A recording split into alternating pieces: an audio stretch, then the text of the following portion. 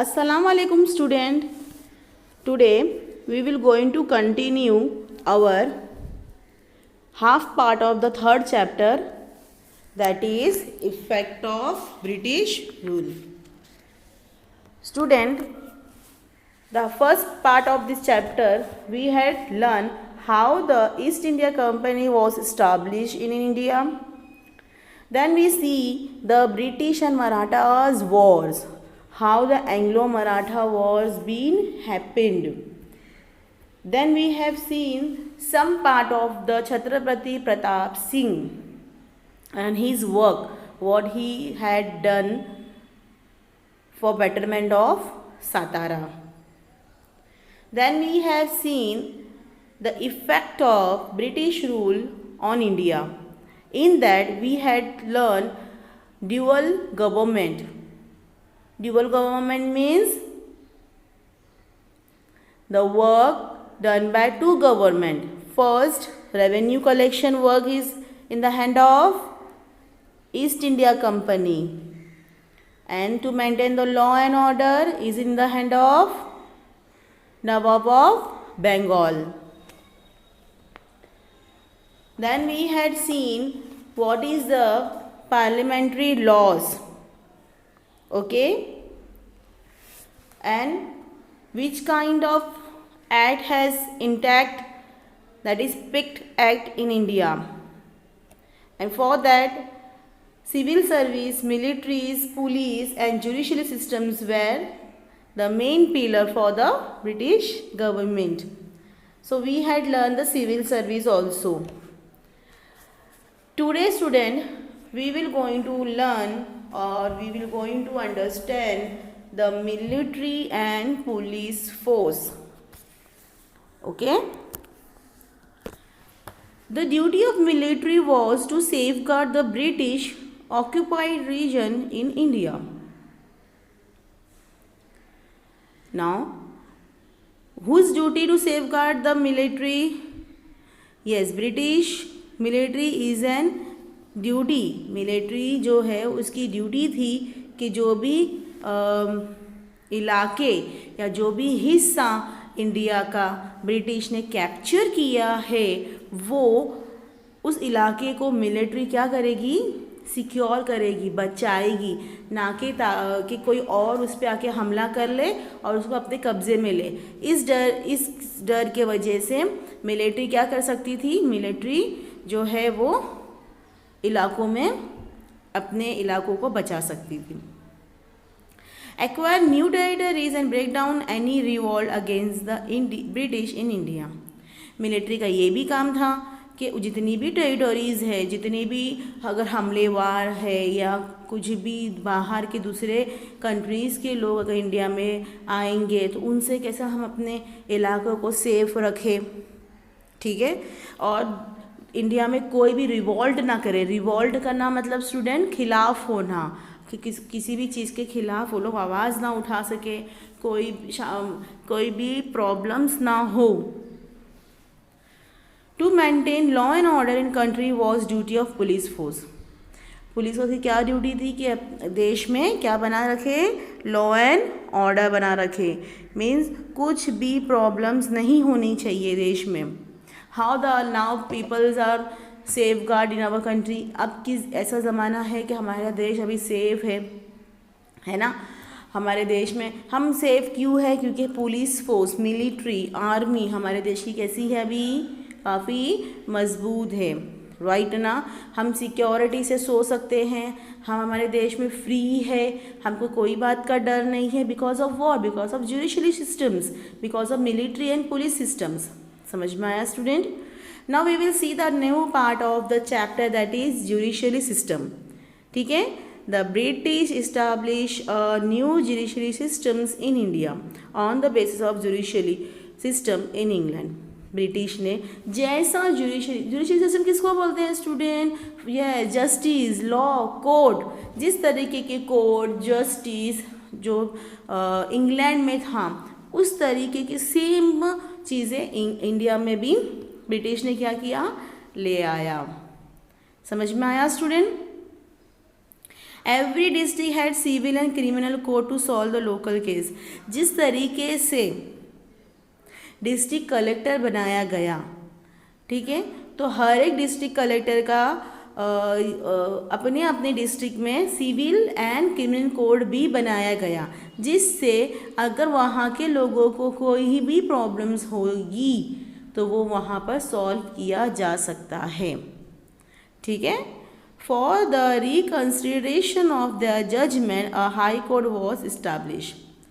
अब high court बनाया गया। जब लोकल कोर्ट या फिर डिस्ट्रिक्ट कोर्ट अगर इंसाफ सही से नहीं दे सकते हैं, ठीक है, तो जो लोग हैं, जो कॉमन पीपल है, उनके पास ये अपॉर्चुनिटी है कि वो हाई कोर्ट में जाकर अपील कर सकते हैं।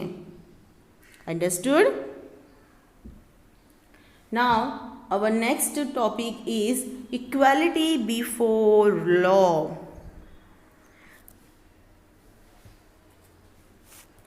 In early times, law in India different from place to place. हमारे हिंदुस्तान में पहले हर जगह की जो कानून था वो अलग अलग था। महाराष्ट्र का जो स्टेट है उसका कानून अलग था, बिकॉज यहाँ पर मराठास के राज चलते थे। बंगाल्स में अलग था, ठीक है। कई कई ऐसे डिस्ट्रिक्ट है जहाँ पर क्या था, अलग अलग लॉ थे, लॉ एंड ऑर्डर अलग अलग थे, सबके हिसाब से कानून अलग अलग बनाया गया था। There was differences in the judgement on the basis of the casteism. Yes student, casteism means के कास्ट को लेके, मतलब अलग अलग कास्ट के हिसाब से भी जजमेंट दी जाती थी। जैसे कोई हिंदू है, मुस्लिम्स है, सिख है, सिखाई है और क्रिश्चियन है, तो उनके हिसाब से सबकी जो जजमेंट होती थी, जो उनकी इंसाफ जो होता था, उनको अलग अलग मिलता था। मतलब हर जगह का इंसाफ अलग था, हर लोगों का भी इंसाफ अलग था। उनके कास्ट के हिसाब से, उनकी जात के हिसाब से उनको जजमेंट दिया जाता था।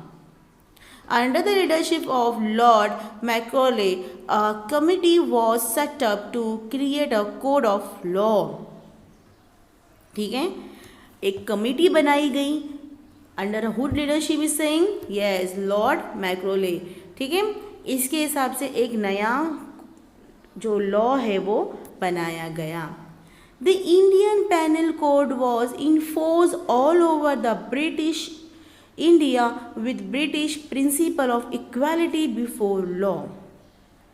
इंडियन पेनल कोड जो है ऐसा कोड जो यहाँ पर क्या करेगा, पनिशमेंट देगा, लेकिन वो पनिशमेंट अंडर अ लॉ, मतलब कानून के तहत पनिशमेंट दी जाती थी, ठीक है।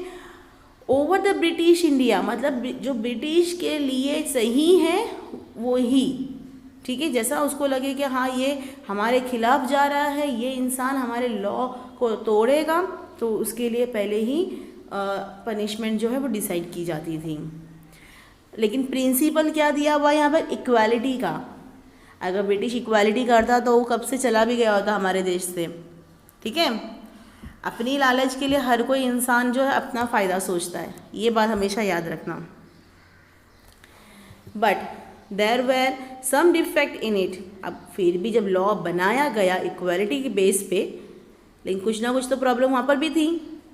There were separate codes and different laws for European. अब वहाँ पर यूरोपियन के लिए अलग कोड हुआ करता था, अलग कानून हुआ करता था, ठीक है। हमारे इंडियंस के लिए लॉ अलग, हम और यूरोपियन के लिए लॉ अलग। हमारे इंडियंस के लिए कोड अलग और यूरोपियंस के लिए कोड अलग। New laws were difficult to be understood by the common people. जब नया कोई भी कानून अगर देश में आएगा तो ऑब्वियसली हर किसी को समझने में थोड़ी सी तो प्रॉब्लम्स होगी, थोड़ी सी तो परेशानी आएगी।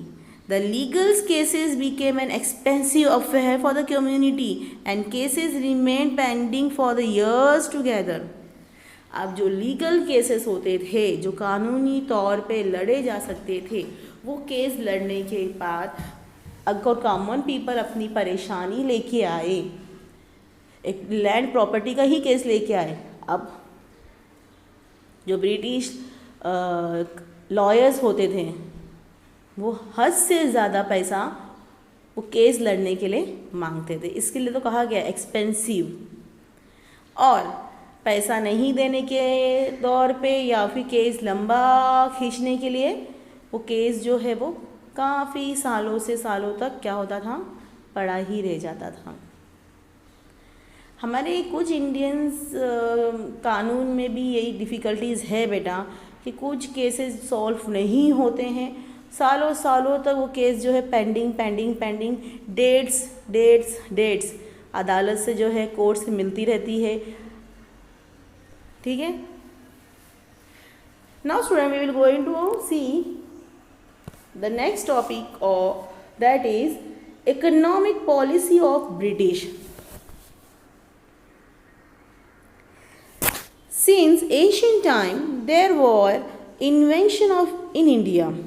ये स्टूडेंट पुराने ज़माने से देखा गया है कि हमारे देश में कई लोगों ने क्या किए, हमला करते आए हैं।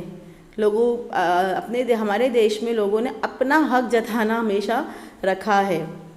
Many inventor settle in the India, काफ़ी ऐसे हमलावर थे जो इंडिया में सेटल हुए, ठीक है, जो इंडिया को अपने कब्जे में करना चाहते थे।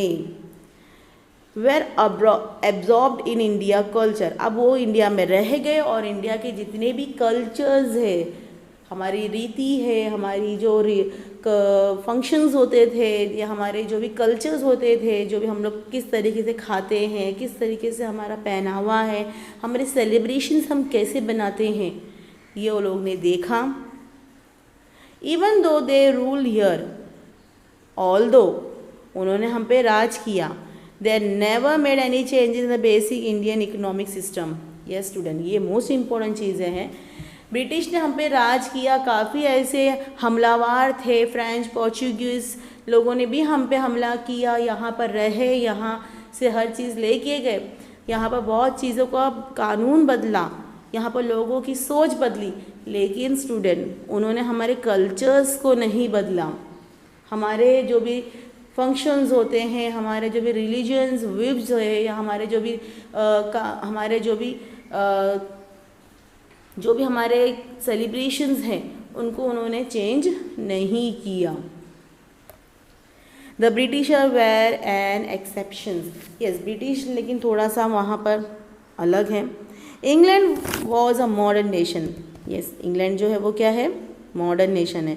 ड्यू टू इंडस्ट्रियल रेवोल्यूशन, जैसे ही इंडस्ट्रियल रेवोल्यूशन हुई है ना, लोग दुनिया में इंडस्ट्रियल रेवोल्यूशन हुआ, दुनिया में बहुत सारी कंट्रीज़ ने न्यू इंडस्ट्रीज़ बनाई, फैक्ट्रीज इस्टेब्लिश की।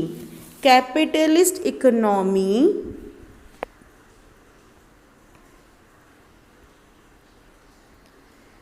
प्रिवेंट, यस कैपिटल इकोनॉमी क्या होने लगी, एक्सटेंड होने लगी। Hence they inculcate an economic system in India which was conductive to economic system in England. देखो स्टूडेंट, हमने अब तक ये सोचा है, ये समझा है और ये पढ़ा है कि जो भी चेंजेस इंग्लैंड में होते थे वो उसका सीधा असर जो है इंडिया पे होता था।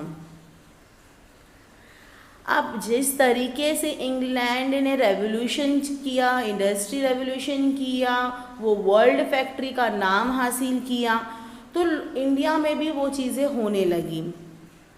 फिर अलग अलग हमलावर आए, अलग अलग कंट्रीज़ इंडिया में ट्रेड करने आई, बिजनेस करने आई, फिर भी हमारे कल्चर्स को चेंज नहीं करी। लेकिन ये एक हमारे यूरोपियन ही ऐसे थे, ये जो ब्रिटिश ही ऐसे थे जिन्होंने हमारे बहुत सारी चीज़ों को चेंज किया।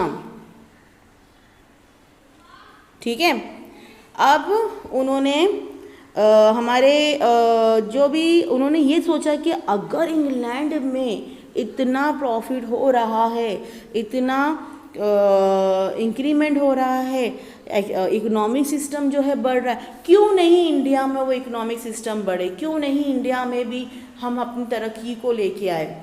Due to this Britishers gain economic benefit, और इस तरीके से जितने भी ब्रिटिशर्स थे उनको पैसा, इकोनॉमी मीन्स पैसा, बहुत सारे पैसे को लेने की लालच बढ़ गई और उन्होंने पैसा भी बहुत कमाया। But India started facing economic exploitation, लेकिन इंडिया के हर एक लोगों को इकोनॉमिकली एक्सप्लॉयड किया गया, मतलब फाइनेंशियली उनको इतने सारे प्रॉब्लम्स में डाल दिए गए ताकि वो फाइनेंशियली पीछे हट जाए, अपने आप को वो सरेंडर कर दे ब्रिटिश के हवाले, अपनी प्रॉपर्टीज़ को दे दे, वो चले जाए हिंदुस्तान छोड़ के।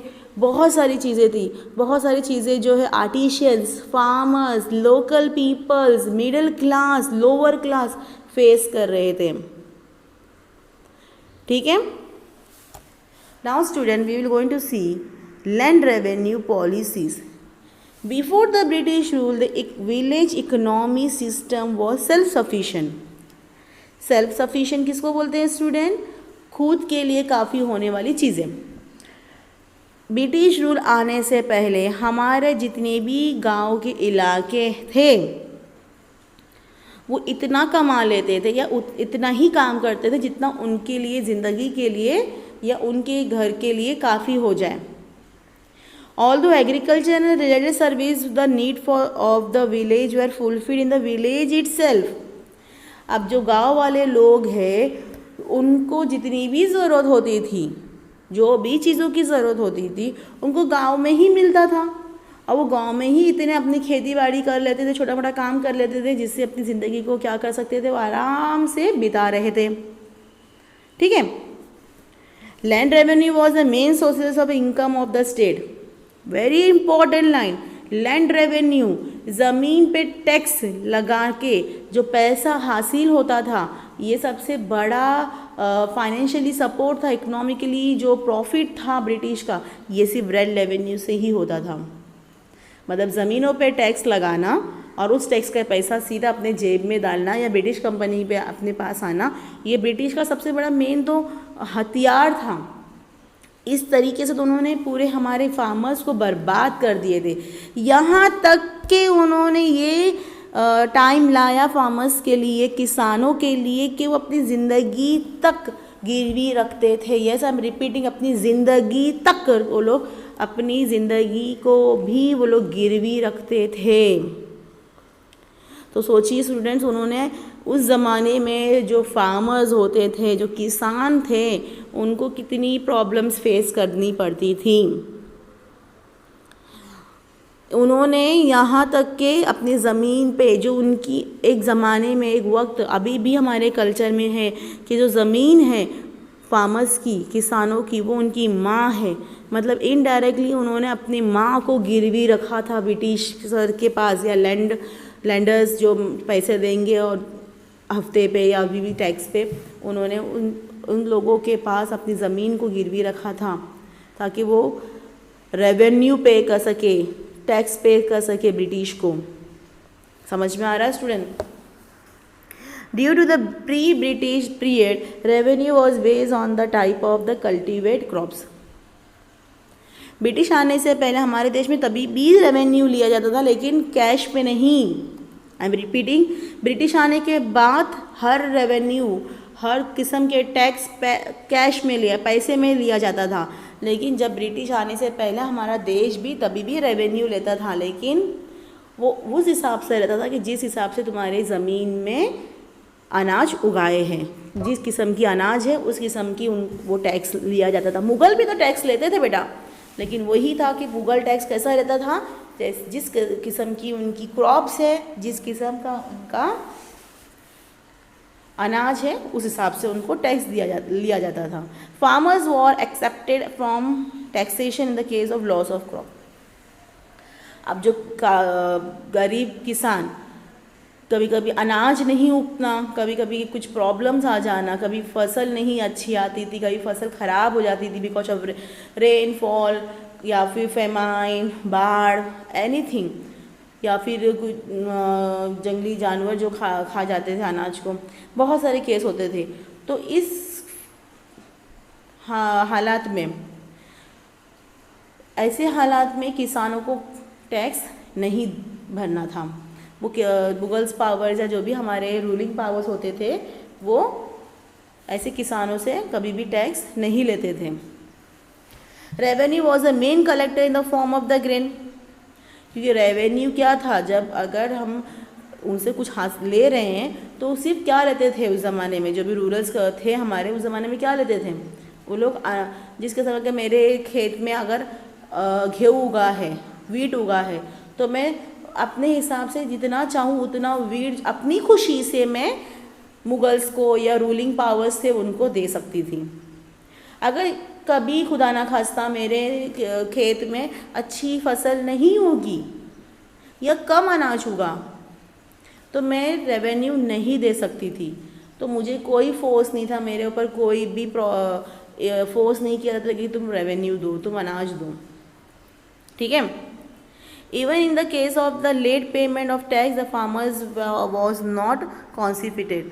यस, अगर समझो कभी कभी ऐसा हो जाए कि मैं सही से रेवेन्यू नहीं भर पा रही हूँ या मेरा बहुत सारे प्रॉब्लम की वजह से मैं ऑन टाइम मैंने अनाज नहीं दिया, तो मुझे कोई प्रॉब्लम्स नहीं होती थी, ठीक है, मुझे कोई भी प्रॉब्लम्स नहीं होती थी।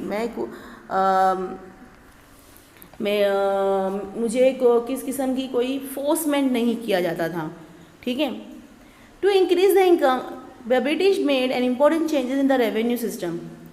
अब ब्रिटिश इतना लालची हम बोल सकते हैं, उनको लालच इतना था कि उन्होंने अपने रेवेन्यू सिस्टम जो मुगल्स के ज़माने से चलते आ रहा था, जो रूलिंग पावर्स हमारे ब्रिटिश आने से पहले जो चला रही थी, उसको ही चेंज कर दिए। उन्होंने रेवेन्यू सिस्टम में ही चेंजेस लेके आ गए, ठीक है। Land was major and as per the area of land the tax was fixed. ज़मीन को मापा गया, ज़मीन की जितने भी ज़मीन होते थे उसको लोग मेजर कर लेते थे और उसके जितने भी ज़मीन का टुकड़ा है उस ज़मीन के जितना भी है उतना क्या करते थे वो लोग टैक्स लगाते थे। अभी किसी फार्मर के पास 5 गुंठा है तो वो उसके हिसाब से उसको टैक्स लगाया गया।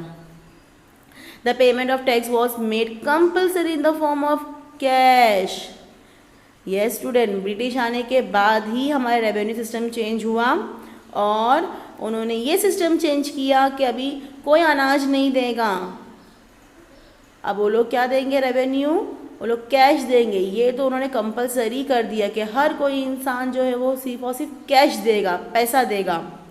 If the farmer pay to tax in time then his land would be confiscated. Yes, अगर फार्मर्स ने टैक्स पे नहीं किया तो उनकी ज़मीन जो है वो ब्रिटिश ले लेता था अपने कब्ज़े में। The British system of land revenue collection different from the place to place. Yes, हर जगह का रेवेन्यू सिस्टम अलग अलग कर दिया ब्रिटिश ने, लेकिन कैश में ही दो, विच where exploitation of all farmers. इस तरीके से फार्मर्स लोग को एक्सप्लॉइट किया जाता था, फार्मर्स लोग को हम बोल सकते हैं एक तरीके से बर्बाद किया गया।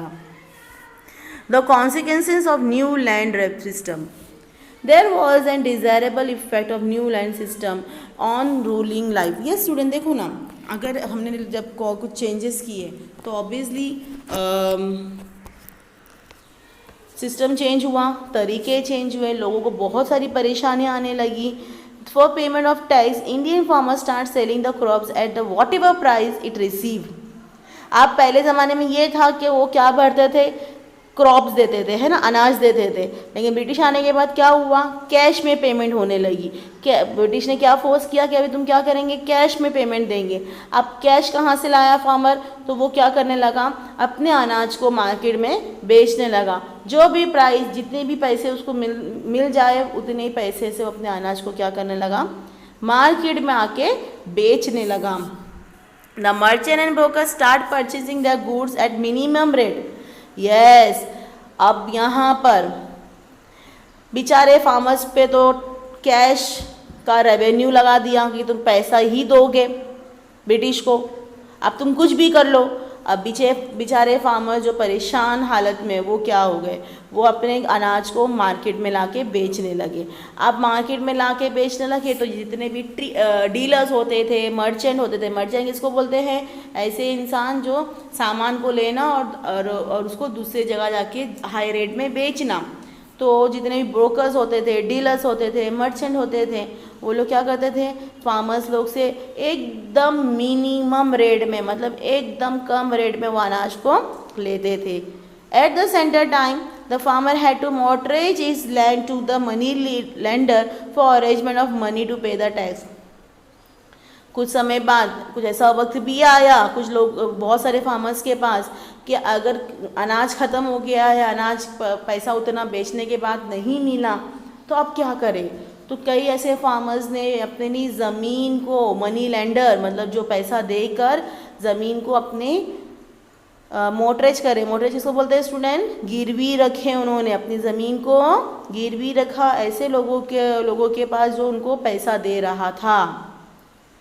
Farmers became bankrupt. अब फार्मर क्या हो गए, बैंकरप्ट। बैंकरप्ट किसको बोलते हैं कि उनके पास ना ज़मीन है, ना पैसा है, ना कुछ है, वो एकदम कंगाल हो गए।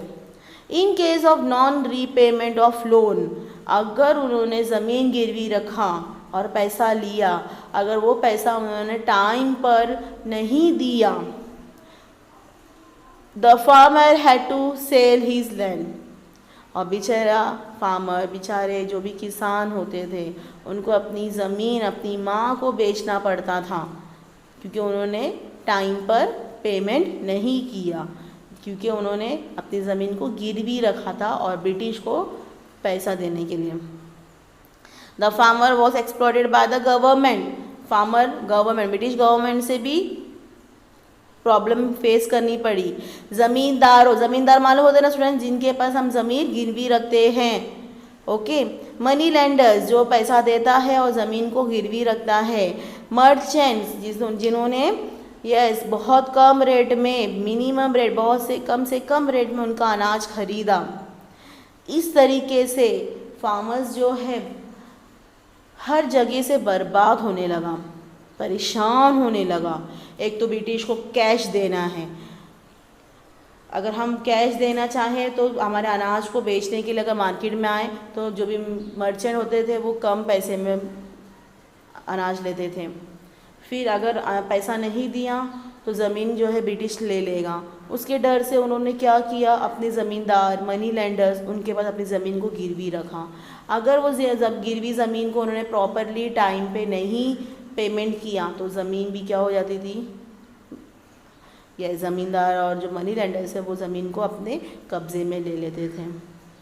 फिर गवर्नमेंट नहीं परेशान। फिर उसके ऊपर स्टूडेंट मैं आपको बता दूं, उस ज़माने में ऐसा था कि कई सालों तक बारिश नहीं होती थी। आपने स्टूडेंट्स वो देखा होगा लगान पिक्चर आमिर खान की।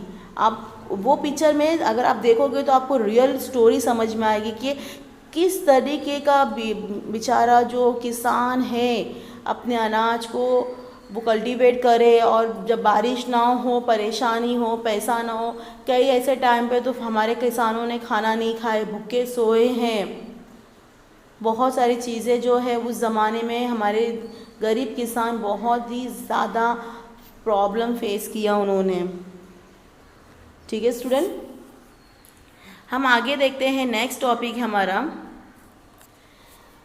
Commercialisation of agriculture. कमर्शलाइजेशन मतलब क्या होता है कि हम जो है किस तरीके से कमाई का रास्ता ढूंढें। अब कमाई का रास्ता जो है एग्रीकल्चर से कैसा हो सके, खेती बाड़ी से कैसा मिल सकता था। देखो, initially food grains were cultivate by the farmer. क्या होता था कि सिर्फ फूड ग्रेन मतलब अनाज ही उगाया जाता था, है ना। चावल है, दाल है, गेहूँ है, ये सभी चीज़ें क्या होती थी, ज्वार, बाजरी, है ना, ये सब चीज़ें क्या होती थी, उगाई जाती थी। फार्मर्स उसको कल्टीवेट करते थे। It use to fulfil their domestic need as well as the need of the village, है ना स्टूडेंट। इतना ही काफ़ी, पहले ब्रिटिश आने से पहले क्या होता था, इतना ही होता था काफ़ी ना, कि अगर जितना हमने अनाज उगाए वो हमारे खाने पीने, हमारी ज़िंदगी के मतलब एक साल के लिए तो काफ़ी हो जाता था फार्मर्स के लिए। फिर और या फिर किसी को देना है, लेना है, तो कैसा होता था, समझो मैं एक हूँ और मेरे साथ में एक और किसान है। अगर मैंने गेहूँ उगा है मेरे खेत में ये साल, और मेरे दोस्त के खेत में चावल उगा है, तो हम एक्सचेंज कर सकते थे। मैं चावल ले सकती थी और मैं गेहूँ उसको दे सकती थी। ठीक है, ये हमारे लिए काफ़ी हो जाता था। The British government start giving the more encouragement of cash crop like cotton, indigo, tobacco, etc. लेकिन ब्रिटिश गवर्नमेंट फोर्स करने लगा हर किसान के ऊपर कि तुम है ना अपनी ज़मीन पे कैश क्रॉप, मतलब ऐसा क्रॉप जिससे बहुत सारा कैश मिले, इसके लिए कैश क्रॉप बोला जाता है उसको। अब कॉटन है, इंडिगो है, टैबैको है, टी है, ये आप उगाओ आपके खेत में, ताकि आप बेचोगे तो उसका क्या होगा, ज़्यादा पैसा मिलेगा। The process of giving the stress on the cultivation of the profit giving cash crop instead of the food gain is known as commercialization of agriculture. Yes, इस तरीके से ये जो फोर्स किया जा रहा था, फार्मर्स को परेशान किया जा रहा था, स्ट्रेस दिया जा रहा था कि तुम अनाज की जगह पे अभी ये कैश क्रॉप कल्टीवेट करो ताकि आपको ज़्यादा से ज़्यादा क्या मिले, प्रॉफिट मिले। इसको बोलते हैं कमर्शलाइजेशन ऑफ एग्रीकल्चर। समझ में आया स्टूडेंट आप लोगों को? आगे देखें, नेक्स्ट है हमारे पास famine. From 1860 to 900 the India faced great famine, but British ruler did not take much effort to overcome it. 1860 से लेके 900 मतलब 40 साल तक हम एक अंदाज़ा लगा सकते हैं। ठीक है, ब्रिटिश लोगों ने या बाकी जितने भी पावर्स थे, जो भी यूरोपियंस, फ्रेंच, पोर्चुगीज, जो भी पावर्स थे उसके पहले भी, हमारे देश में लगातार फेमाइन आती थी। फेमाइन किसको बोलते हैं? बाढ़, तूफान, है ना। लेकिन किसी ने भी इसको सॉल्व करने की कोशिश नहीं की। Similarly much not expenditures was made to provisions of the water supply. Yes, उसी तरीके से पानी की सुविधा करने के लिए कोई किसी ने भी कुछ भी खर्चा नहीं किया। अंडरस्टूड? तो बताओ बेटा, किस तरीके से भी फार्मर जो है अपनी ज़मीन को गिरवी क्यों ना रखे? क्योंकि कैश पे करना है, बाढ़ आ रही है, तूफान आ रहा है, परेशानी हो रही है फार्मर्स को, तो क्यों नहीं फार्मर्स जो है वो अपनी ज़मीन को गिरवी रखे, क्यों नहीं अपनी ज़मीन को बेच दे। इस तरीके से बहुत डिफरेंट काइंड ऑफ तरीके से क्या हुआ, फार्मर्स जो है एक्सप्लॉयड होने लगे, बर्बाद होने लगे, परेशान होने लगे। Development in the transport and communication system. अब ट्रांसपोर्ट अब ऑब्वियसली जब इंसान अपने बारे में सोचेगा तो यूरोपियन लोग जो थे, ब्रिटिश लोग थे, जितने भी, उन्होंने क्या किया, उन्होंने ये अनाज, जितने भी रॉ मटेरियल्स हमारे इंडिया से थे, उसको इंग्लैंड में लेके जाने के लिए तो उसको ट्रांसपोर्टेशन की बहुत ज़रूरत थी, है ना। अच्छी किस्म की कम्युनिकेशन सिस्टम की ज़रूरत थी। तो कैसा मैसेज प्रोवाइड करेगा कोई इंसान किसी को? तो सबसे पहला ये ट्रांसपोर्टेशन और ये कम्युनिकेशन सिस्टम को इम्प्रूव किया गया। To increase the trade and convenience of administration. Administration मतलब किसको बोलते हैं? कानूनी जो डिपार्टमेंट होते थे कि किस तरीके से हम किसी को इंफॉर्मेशन दे, बातचीत करें, कि मैसेज प्रोवाइड करें। The British develop the modern facilities like transport and communication in India. अब ब्रिटिश ने अपने लालच के लिए हम बोल सकते हैं कि ट्रांसपोर्ट एंड कम्युनिकेशन सिस्टम जो है बहुत अच्छी किस्म की उसने यहाँ पर इंडिया में बनाई। In 1853 first railway on the route of Mumbai to Thane. British ने हमारे लिए 1853 में सबसे पहला ट्रेन का जो रास्ता बनाया मुंबई से ठाणे के लिए। इन द सेम ईयर, उसी साल, the British started telegraph system in India.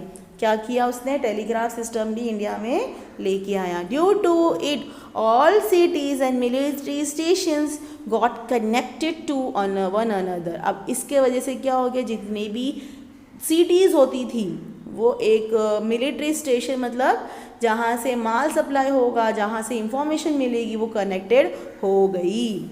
Similarly British also started the postal system. Postal system किसको बोलते हैं? पोस्ट ऑफिस, जिसको हम पहले बोलते थे ना, अभी कोरियर डिपार्ट हो गया है, अभी कोरियर डिपार्टमेंट बन गया। यस, ये भी हमारे ब्रिटिश ने ही हमारे इंडिया में लाया। हम बोल सकते हैं कि ब्रिटिश ने कुछ अच्छा काम भी हमारे लिए किया है, जैसा उसने रेलवे चालू किया, टेलीफोन सिस्टम चालू किया, टेलीग्राफ सिस्टम चालू किया, पोस्ट ऑफिस सिस्टम चालू किया। समझ में आया स्टूडेंट? आगे बढ़ें। देखिए ये स्टूडेंट, ये फ़ोटो है कि किस तरीके से हमारा जो है मुंबई से ठाणे, ये जो ये रेल होती थी, ये जो रेल है ना पहले ज़माने में, पहले कैसे होता था, कोयले पे रेल को चलाई जाती थी, है ना स्टूडेंट। ये तो ये जो है पुराने ज़माने की जो है रेलगाड़ी, और ये मुंबई से ठाणे का रूट हुआ करता था। इसके पीछे भी एक स्टोरी है स्टूडेंट, कि जब लोगों को पता चला कि रेलवे चालू हो रही है तो लोग डर जाते थे, अरे पता नहीं ये किस किस्म की भूत है, ये लोग है ना, ब्रिटिश लोग हमारे लोगों को लेके जाएंगे, कहीं पर छोड़ देंगे, उनको मार डालेंगे। एक छोटी स्टोरी भी है इसके ऊपर कि लोग बहुत डरते थे। और ऑब्वियसली बेटा जब नया नया हुआ स्टार्ट तो थोड़ा टाइम लगता था, तो ऐसा नहीं कि अभी कुछ घंटों में पहुंच जाते थे, कोई एक दो दिन लगता था कई जगह पर जाने के लिए रेलवे से भी। तो लोगों को ना मन में एक डर होता था कि क्या पता ये क्या चीज़ है, लोग इसको भूत समझते थे उस ज़माने में। लेकिन जब लोग ट्रैवल करना चालू किए, लोग एक इंसान चालू किया फिर दूसरा चालू किया, तो लोगों ने समझा कि नहीं ये रेलवे है कि एक जगह से हम दूसरी जगह पे आसानी से क्या हो सकते हैं, जा सकते हैं। तो फिर लोगों की सोच बदलने लगी। Due to all these developments there was long term impact on the social life of the Indian culture. Yes, जिस तरीके से ये डेवलपमेंट दुनिया में हो रहा है, इंडिया में हो रहा था, तो कहीं डायरेक्ट और इनडायरेक्ट हम बोल सकते असर तो जो है हमारे कॉमन ज़िंदगी में या हमारे आम जिंदगी के लोगों पे तो पड़ सकती थी और हुआ भी है। Due to this there was an increase in sense of unity among them, और इसके वजह से हमारे दिमाग में यूनिटी मतलब एकता, हम सब एक है, हम एक काम कर सकते हैं, हम जुड़ सकते हैं, हमारी सोच, हम एक जैसे ही परेशान हो रहे हैं, हम एक जैसे ही तरीके से प्रॉब्लम में आ रहे हैं, एक जैसे ही गवर्नमेंट हम पे अत्याचार कर रहा है, तो हम एक मिल कर क्या कर सकते हैं, यस बोलो, एक मिल के हम क्या कर सकते हैं, यूनिटी बना सकते हैं, हम एकता बना सकते हैं और ब्रिटिश से लड़ सकते हैं। तो ये एक हमारे दिमाग में नई चीज़ें आई। ठीक है, चलिए अभी नेक्स्ट टॉपिक हम देखते हैं क्या है, decline of traditional industry in India. British government obtained huge tax on goods exported from India to England. आप देखो लालची ब्रिटिश क्या किया, अब पैसा और आने के लिए क्या कर रहा था, जो भी सामान इंडिया से इंग्लैंड में जा रहा था उस पर बहुत ही बड़ा क्या लगाया उसने, टैक्स सिस्टम लगाया। ठीक है, on other hand very less tax was imposed on the goods imported from the England to India, और दूसरे हाथ जो इंग्लैंड से सामान आ रहा था इंडिया में उस पर बहुत ही कम क्या किया, टैक्स लगाया। अब स्टूडेंट होता है ना कि आप देखो वीज़ा के लिए अप्लाई करते हो, जब तक सामने वाला कंट्री आपको वीज़ा का संक्शन नहीं देता आप जा नहीं सकते हो, है ना। कोरियर करते हो आप लोग, बड़े बड़े शिपिंग से आप कुछ चीज़ों को क्या करते हो, एक्सपोर्ट करते हो, तो आपको कुछ है ना पैसे देने पड़ते हैं। वैसे ही जब हम बड़े बड़े चीज़ों को एक देश से दूसरे देश में लेके जाते हैं तो कंट्रीज़ को भी वहाँ पर पैसा देना पड़ता था। ठीक है, आप ब्रिटिश जो है लालची है, वो तो समझ गया ना कि अभी इंडिया जो है वो इंग्लैंड को टैक्स पे करेगी तो ज़्यादा पे करेगी, और जो इंग्लैंड से जो इंडिया में सामान आएगा तो इंग्लैंड को ज़्यादा टैक्स पे करने की ज़रूरत नहीं है। To complete with such cheap product was difficult for the Indian artisan. अब हमारे इंडियन जो भी कारीगर थे वो कॉम्पीट नहीं कर सकते थे, कंपटीशन नहीं कर सकते थे, क्योंकि जो इंग्लैंड से जो चीज़ें आती थी वो बहुत चीप, सस्ता, ख़राब माल होता था। ठीक है, और जितने भी लोग थे वो जो दूसरे लोग थे उनके दिमाग में ये डालता था कि हाँ इम्पोर्टेड है, इंग्लैंड से आ रहा है तो वो चीज़ क्या है, अच्छी है। Eventually it lead to be closing down the traditional industry. इस तरीके से जो भी हमारी ट्रेडिशनल इंडस्ट्रीज़ थी, हमारी जो घरगुती इंडस्ट्रीज़ थी, जो घर में हम लोग जो भी काम कर सकते थे वो क्या हो गया, बंद होने लगा।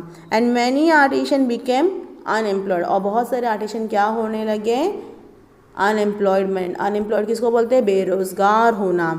इस तरीके से हमारे जो भी कारीगर थे, जो भी मज़दूर थे वो क्या हो गए, यस, अनएम्प्लॉयड हो गए, बेरोज़गार हो गए। ठीक है स्टूडेंट, आगे बढ़ते हैं। Then we will see development of new industry in India. अब कैसी नई नई इंडस्ट्री इंडिया में आने लगी? Due to the lack of British support, मतलब ब्रिटिश का कोई भी सपोर्ट नहीं था। The experience of management and capital of Indian businessman could not come forward for large number. अब इन ब्रिटिश का कोई किस्म का सपोर्ट नहीं था, तो फिर किस तरीके से जो बिजनेसमैन हैं वो आगे बढ़े, क्योंकि सपोर्ट ही नहीं है तो बहुत ही कम लोग जो है वो बिज़नेस के लिए आगे बढ़े। Yet some of them build up their business by overcoming this problem. और कुछ ऐसे लोग थे जिन्होंने साथ मिलकर इस प्रॉब्लम को भी सॉल्व किया। In 1853 Cowasji Nanabhoy Davar started the first textile mill in Mumbai. ठीक है, इन्होंने क्या किया? पहली टेक्सटाइल मिल मुंबई में बनाई। In 1855 was first jute mill industry was started at Rishra in Bengal. Bengal में जूट इंडस्ट्री, जूट मिल मतलब फैक्ट्री को बनाया। Now in 1907 Jamsetji Tata establish Tata iron and steel company at Jamshedpur. Jamshedpur में जो है वो आयरन और स्टील की जो है वो क्या बनी? कंपनी बनी। India coal, metals, sugar, cement and chemical industry come to be started. इस तरीके से इंडिया में मेटल है, शुगर इंडस्ट्री है, सीमेंट इंडस्ट्री है, कोल इंडस्ट्री है, केमिकल इंडस्ट्री जो है वो इंडिया में शुरुआत हो गई। सोशल एंड कल्चरल इफेक्ट्स क्या है देखिए। In the 19th century, Europe's a new era took shape on the basis of value like humanitarianism, democracy, nationalism, liberalism, etc. अब 19th सेंचुरी आने तक ये पूरे यूरोप में क्या होने लगा? एक नया बदलाव देखा कि लोग अब जो है वो इंसानियत को इम्पोर्टेंस दे रहे। डेमोक्रेसी, ऐसी गवर्नमेंट बन रही है जो डेमोक्रेसी कर रही है। नेशनलिज्म, अपने अपने देश को काफ़ी इम्पोर्टेंस दिया जा रहा है। लिबरलिज्म के लोग हैं जो कहीं पर भी खुशी से रह सकते हैं, अपनी आवाज़ उठा सकते हैं, अपने काम को बढ़ा सकते हैं। ठीक है, फ्रीडम है उनको। This changes in the west lead to be observe the repercussions on India. अब इस तरीके से काफ़ी बुरा असर, रिजल्ट हम देख सकते थे जो इंडिया पे होने लगा। For the carrying out the administration of British had to understand the Indian society. अब जो हमारी ब्रिटिश की जो एक तरीके से जो कानून चल रहा था वो इंडियन सोसाइटी समझ नहीं पा रही थी। For this purpose they started studying traditional history, literature as well as music, flora and fauna of the India. अब उस वजह से जो ब्रिटिश लोग हैं उन्होंने हमारे इंडियन कल्चर्स, ट्रेडिशनल लिटरेचर्स को पढ़ना चालू कर दिया। जो भी हमारे अच्छाइयाँ है, जो भी हमारी पावर्स है इंडिया की, वो चालू हो गई। In 1784 sir William John on English officer establish the Asiatic society of Bengal. ठीक है, विलियम जॉन ने एक एसोसिएटी सोसाइटी उसने बनाई कोलकाता में। The Max Muller, a German thinker, was and devout scholar of Indians religion, languages, history. ठीक है, मैकबुलर ने जो जर्मन से था उसने उसने काफ़ी पढ़ाई करी, हम बोल सकते हैं, हमारे इंडियन रिलीजन, लैंग्वेज को लेके, या हमारे पुराने हिस्ट्री या पुराने सारे हमारे परंपरास को लेके। Due to this example there arose feeling among the new educated Indians to study the Indian religions, histories and tradition। और ये नई तरीके का एक सोच, एग्जाम्पल्स उन्होंने लेके आए कि हमारे खुद के इंडियंस क्यों नहीं हमारे cultures, Indians traditionals, Indians language सीख सकते हैं। ठीक है, the British introduce many laws in the India. British ने बहुत सारे लॉज को इंडिया में लाया। In 1829 Lord William Bentinck pass the sati prohibition act. 1829 में लॉर्ड विलियम बेंटिक ने क्या किया? Sati prohibition. Sati, what is sati बेटा? सती ऐसा होता था कि हिंदू समाज में एक ऐसा उनका कल्चर था, परंपरा थी कि अगर कभी भी उनके हस्बैंड, एक लेडी के हस्बैंड की डेथ हो जाती है, ठीक है, एक लेडी के हस्बैंड की क्या हो जाएगी, डेथ हो जाएगी, उसी के चिता पर, मतलब मैंने आपको हिंदू समाज में जो बॉडी होती है उसको जलाया जाता है तो उसको चिता बोलते हैं। तो उसी की चिता पर क्या हो जाती है, हस्बैंड को जलाने से पहला उसके ऊपर जो है उसकी वाइफ को रखा जाता था और दोनों को साथ में जलाया जाता था, उसको बोलते हैं सती सिस्टम, ठीक है। In 1856, Lord Dalhousie passed the Widow Remarriage Act। अब ये सिस्टम ख़त्म होने के बाद हिंदुस्तान में ये सिस्टम आया हिंदू समाज में कि अगर जो भी विडो है, विडो किसको बोलते हैं, जिसका शौहर जो है वो गुजर गया, मतलब डेथ हो जाती है, एक हस्बैंड की डेथ हो जाती है, तो उसकी वाइफ जो है वो रीमैरिज कर सकती है। उस ज़माने में ये भी सोच थी हमारे हिंदू समाज में कि अगर किसी के हस्बैंड की डेथ हो जाती थी तो उसको सिर्फ एक टाइम का ही खाना मिलता था और वो सिर्फ वाइट कपड़े में ही रहना चाहिए और ऊपर से कोई ऐशो आराम की चीज़ें नहीं। एक झोपड़ी, एक छोटी सी झोपड़ी उसको बना के दी जाती थी घर के बाहर, या फिर हम बोल सकते हैं ऐसी जगह पे जहाँ पर वो रहे, और वहाँ पर कोई भी ऐशो आराम की कोई भी मतलब आराम वाला बिस्तर नहीं, कुछ भी सही सामान नहीं। एक झोपड़ी होती थी जहाँ पर सिर्फ एक पानी का मटका और वहीं वो रहती थी और अपनी पूरी ज़िंदगी जो है, बची ज़िंदगी वो सिर्फ और सिर्फ पूजा पाठ, प्रेयर्स, दुआ में लगा देती थी। उसका जहन जो है वो कहीं और कुछ जगह पे नहीं जाता था। उनके इसमें ये भी सिस्टम था कि after the death of husband उनके बालों को काटा जाता था, वाइट कपड़े में हमेशा रहते थे, किसी के कोई भी फंक्शंस में वो पार्टिसिपेट नहीं कर सकना, मतलब वो किसी भी खुशी में हिस्सेदार नहीं होते थे, क्योंकि उनको ऐसा बोला जाता था कि वो बदनसीब है, पनौती है कि उनका हस्बैंड की डेथ हो गई है, तो सारा जो प्रॉब्लमेटिक है वो उनके वजह से आया है। तो बहुत सारी सोच होती थी हमारे उस ज़माने में, ठीक है। तो ये जो लॉर्ड डलहौजी है उसने ये सती जो बेवा लोग होते थे, ठीक है, वो विडो जो होते थे उनको रीमैरिज मतलब दूसरी शादी का मौका दिलाया। This act were responsible for the social reform, और यही सब चीज़ें हैं जो हमारे सोसाइटी में जो चेंजेस आई, लोगों की सोच में समझ में चेंजेस आई, ठीक है।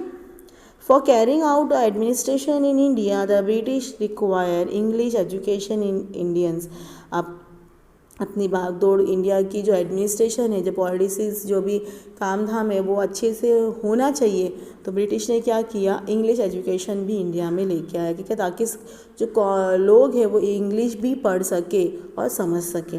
According to the recommendation of the Lord Macaulay ने ही रिकमेंडेशन किया था, मतलब सिफारिश की थी 1835 में कि इंग्लिश एजुकेशन जो है वो इंडिया में लाए और इंडियंस लोगों की उनको क्या मिले, प्रॉफिट हो, वो इंग्लिश पढ़ सकें। दो new education Indians were introduce to the western thought. अब हमारे नए एजुकेशन इंडिया में आया, जो हो सकता है वेस्टर्न थॉट हो, सोच हो वेस्टर्न कंट्रीज़ की, लेकिन modern reform, science and technology जो लोगों में चेंजेस लाई गई सोच समझ में, ये इंग्लिश के बाद, ये सब्जेक्ट, ये लैंग्वेज पढ़ने के बाद। In 1857 the universities were establish at Kolkata, Mumbai and Madras, मतलब चेन्नई में ये जो है यूनिवर्सिटीज़ जो है, बड़ी बड़ी यूनिवर्सिटीज़ जो है वो बनी। मुंबई में आपको बता दूँ, मुंबई में कहाँ है हमारी मुंबई यूनिवर्सिटीज़, कलीना में है, राइट। कहाँ पर है ये, कुर्ला में है, यस। ये यूनिवर्सिटी है आज भी जो ब्रिटिश ने बनाई है। Mumbai and Madras, Chennai, and the Western educated middle class Indians lead the social reform movement in India. और because of this English education, जो भी हमारे मिडिल क्लास के जो भी लोग, इंडियंस लोग जिन्होंने ये पढ़ा, अपनी सोच को बदला, जिन्होंने हमारी सोसाइटी को बाद में आहिस्ते आहिस्ते बदलने की कोशिश की, फिर हम जो है एक इंडिया को नए तरीके से देखने लगे। ठीक है स्टूडेंट, आपको समझ में आया, मैंने जितना भी पढ़ाया है आपको समझ में आया होगा। ठीक है। हो सके तो खुद से आंसर्स फाइंड करो, पढ़ो, नहीं तो वेट करो, आपके स्कूल की टीचर्स आपको आंसर दे देगी तो आप अपने आंसर्स को लर्न करना चालू करेंगे। यहाँ पर आपका ये चैप्टर भी ख़त्म होता है। स्टूडेंट्स, जितना भी समझाया है आपको एक बार वापस रिवाइज़ करेंगे, वीडियोस देखते रहेंगे। जो कुछ नहीं समझेगा आप उसकी मीनिंग्स फाइंड करके मुझसे पूछ सकते हो। ओके स्टूडेंट, टेक केयर, अल्लाह हाफिज़।